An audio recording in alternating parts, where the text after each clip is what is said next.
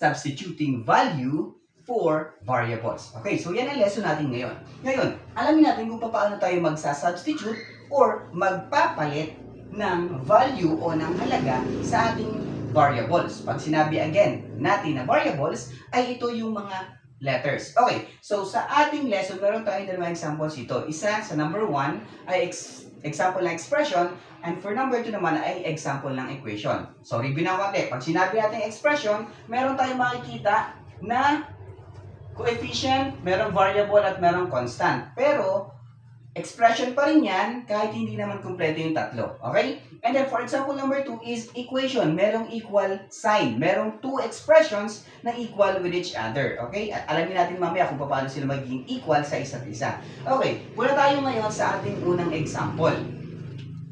3x plus 2. Ngayon, ang variable natin sa number 1 ay yung x natin. At sa given question natin, ang value ng x ay 5. So ngayon, i-replace natin or ipapalit natin yung 5 kay x. Okay? Isa-substitute natin ngayon. So ito na siya.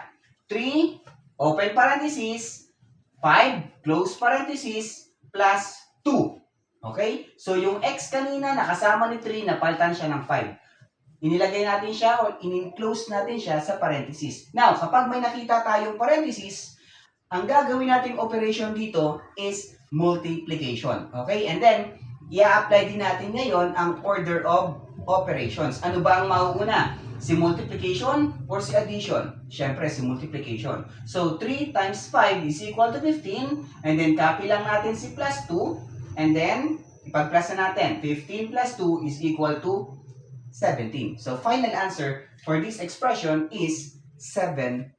Okay, now, punta tayo ngayon sa question number 2. Okay, ang example natin ay isang equation. Ang nakalagay dito, 5y minus 7 equals 18.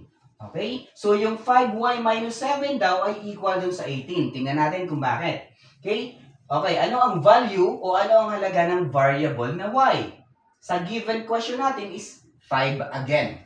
Ngayon, let's substitute the value of y sa ating equation.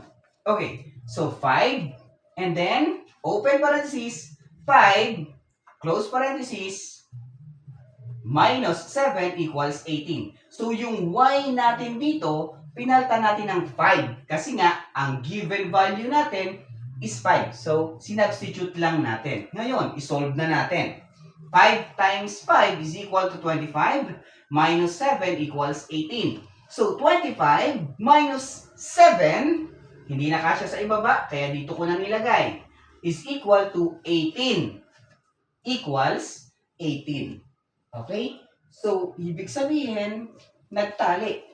Ang ating dalawang expressions ay total sa isa't isa. Okay? Sabi ko kanina, equal with each other. Okay? So, 18 equals 18.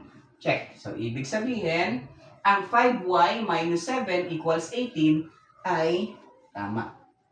And then, dahil sa given value natin na 5.